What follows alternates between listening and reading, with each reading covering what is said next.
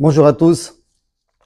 Nous nous trouvons aujourd'hui le jour de Tisha B'Av, un jour de jeûne, un jour de deuil que nous traînons avec nous, nous le peuple d'Israël, pratiquement presque 2000 ans aujourd'hui. Et je vais essayer en quelques mots, en quelques phrases, essayer de comprendre qu'est-ce qui s'est passé en vérité ce jour-là de Tisha B'Av, pourquoi nous sommes encore dans le deuil, pourquoi nous sommes encore dans l'exil. Et avec l'aide de Dieu, j'ai une idée que je voudrais partager avec vous.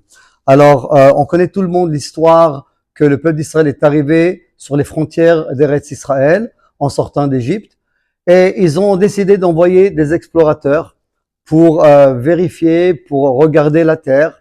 Mon cher Rabbeinu, il a dit, ok, c'est pas une mauvaise idée, on va le faire. Même Dieu lui a dit, Shalach lecha anashim. Rashi dit, moi je sais qu'elle est bonne la terre.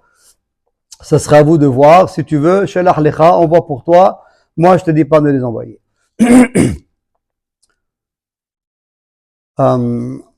Et donc, quand ils sont arrivés, l'explorateur sont rentrés dans Eretz Israël, et ils étaient là-bas 40 jours, à Arba'im Yom, ils sont rentrés, ils ont regardé à droite à gauche, et ils ont vu toutes sortes de choses. La Torah nous explique qu'il y avait des morts un peu partout, dans chaque endroit ils avaient, Eretz Ochelet Yoshvea, ils ont vu des fruits bizarres, ils ont vu des géants, Haïno be'ainhem kahagavim, on les était comme des sauterelles.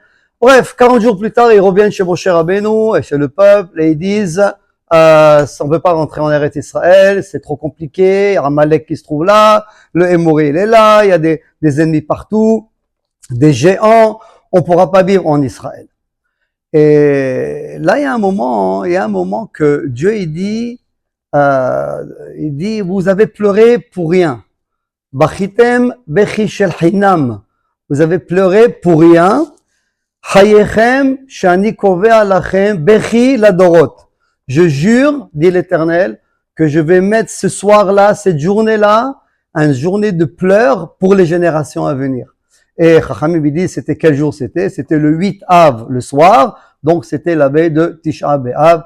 Et c'est pour ça que le jour de Tisha B'Av est devenu un jour de deuil, les destructions de Beth Amikdash, les deux inquisitions en Espagne, toutes sortes de choses qui sont arrivées, des malheurs qui sont arrivés au peuple d'Israël. Maintenant, ce que je voulais développer un petit peu avec vous, c'est l'idée, qu'est-ce qui s'est passé réellement à ce moment-là? Alors, il faut pas oublier que le peuple d'Israël était d'abord en esclave. Quand ils sont rentrés avec Yosef Hatzadik, il était en Égypte, Yaakov Avinu est venu avec ses enfants, ils se sont installés, Eretz Goshen, c'était vraiment un endroit très, très, très paisible, le peuple d'Israël, Vaïfrou, Vaïshretsu, Vaïrbou, Vaïatzmou, Bimod, Meod.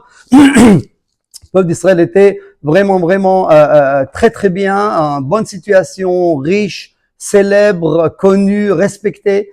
Et voilà que, Vayakom melech hadash al Mitzrayim, Asher lo yada et Yosef, le peuple d'Israël a dégringolé, mais Rama, Amikta Rabba, bref, ils sont descendus et ils sont tombés dans l'esclavage. Pendant pratiquement 180 ans, le peuple d'Israël était esclave, rejeté de la société, personne ne les regarde, tout ce qu'ils avaient l'habitude de faire avec l'argent, ils font maintenant autant qu'esclaves, il n'y a pas de kavod, il n'y a pas de respect, ils sont plus des Égyptiens, ils jettent leurs enfants dans le Nil, ils souffrent. Et voilà qu'un jour, Dieu décide de faire sortir le peuple d'Israël d'Égypte. Il envoie Moshe Rabbeinu, il fait les 10 plaies, Dam, Tzfardea, Kinim, et voilà que le beau jour arrive, Makat Bechorot, ils sortent d'Égypte, et là ils se trouvent dans un désert, et ils voient des miracles constamment. Tous les jours, c'est un miracle. Ils arrivent en quelques jours, à peine 7 jours, ils arrivent devant la mer Rouge, la mer qui s'ouvre, comme le dit Lora'a et Heskel Anavi, Masherata, Shivha Alayam. Même Heskel, le prophète, il n'a pas vu tout ce que un enfant a pu voir à ce moment-là, quand la mer s'est ouverte. Il voyait vraiment les chars célestes, il voyait la présence de Dieu, Ze Eli Ve'anveu. Et à partir de ce moment-là, le peuple d'Israël n'arrêtait pas de voir des miracles. Le problème, c'est que cette situation était très, très difficile pour eux parce qu'ils venaient de rien à quelque chose de très, très important, très, très proche avec Hachem. Et je pense que ça, c'est le problème. Comme on prend par exemple, je vous donnerai un exemple d'un paysan. On prend un paysan qui est éloigné de la civilisation dans son village. il travaille les champs, il laboure la terre. Et voilà que c'est comme ça, c'est sa vie. Il prend un morceau de pain, il le trempe dans l'huile, il mange un morceau de viande, il le cuit, il mange. C'est ça sa vie. Il est toujours à sale, mal habillé. Et voilà qu'un jour, il reçoit une invitation du roi. Alors, ils viennent avec une carrosse, avec des valets, ils prennent ce paysan, ils le ramènent dans le château du roi, et soudainement, il se trouve dans une nouvelle dimension, dans un nouveau environnement, et on lui donne à manger sur des plateaux d'argent, il y a toutes sortes, on s'assoit, on se lève, le roi est là, tout le monde est... Et là, bon, un jour ça va, 2 jours ça va, mais imaginez-vous le roi qui lui dit, ok, moi je t'aime bien, mais je voudrais que tu sois parmi nous, je veux te donner une petite chambre dans mon château, et je veux que tu t'installes chez nous. Le paysan, il voudra pas. Avec tout le respect, avec tout l'amour, avec toute cette gloire et ces high society, le paysan, il ne voudra pas. Il voudrait retourner. Pourquoi? Parce que c'est trop pour lui. Il n'a pas cette habitude. Et je pense que c'est ça qui est arrivé avec le peuple d'Israël durant cette période-là. Ils étaient dans le désert, ils étaient proches de Hachem. Regardez même la manne. La manne, on sait très bien que c'est du pain, lechem abirim achal ish, c'est du pain lechem min hashamayim. Et ils allaient prendre la manne le matin et ils trouvaient. Le problème, c'est quoi avec la manne? C'est que le matin, le tzaddik, il le trouve à côté de sa tente, et le rachat, il doit marcher des kilomètres. Alors, aujourd'hui, le gars, il est tzaddik, le lendemain, il se ouvre la porte, il trouve pas la manne. Il faut qu'il se déplace. Alors, qu'est-ce qu'ils vont dire, ses voisins? Ah, c'est bon, regarde, à savoir ce qu'il a fait, à savoir ce qu'il est, lui, il est dire, il était tzaddik aujourd'hui. C'était comme trop proche, c'était trop compliqué au niveau de tenir ça tous les jours. Il parlait du mal de Moshe Rabbeinu, il y a les serpents qui sont venus. Il parlait du mal de la main, Vativa Arbam et Shadonai. Et à chaque fois, il y avait comme, des punitions. Et là, ils sont arrivés devant la frontière d'Israël. Et là, maintenant, ils ont dit, Nishlecha anashim lefanenu. Bien, on envoie des gens. Moshe Rabbeinu, il pensait vraiment c'était des explorateurs pour voir comment faire la guerre, comment aller attaquer les ennemis, comment acquérir la terre.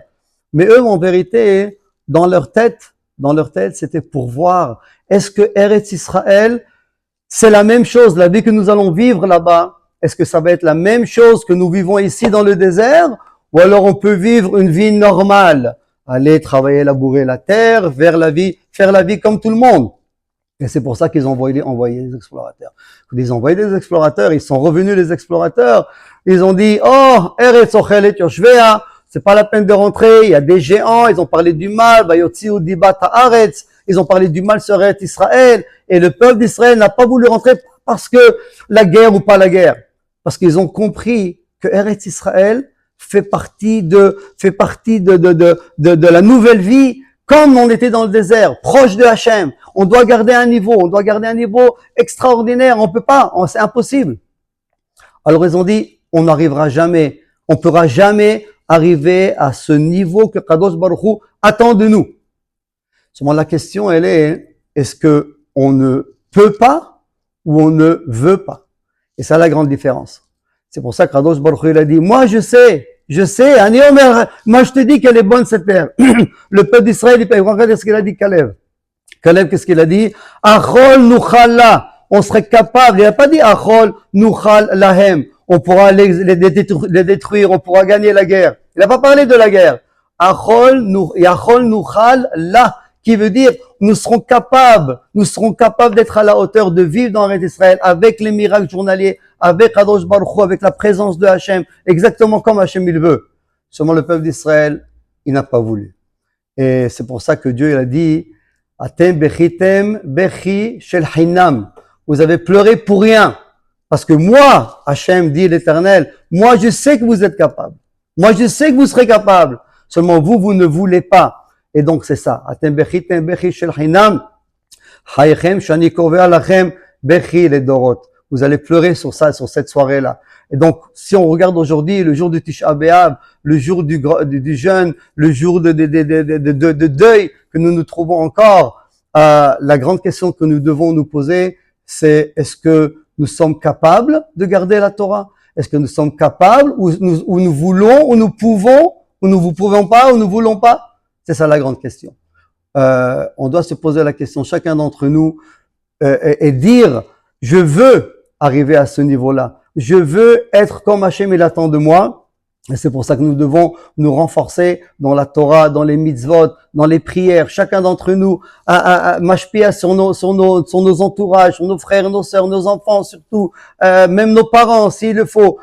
Essayer de ramener le peuple d'Israël le maximum à la Torah, à la Teshuvah, et arriver et vouloir vivre cette vie-là que Kadosh Baruch Hu attend de nous.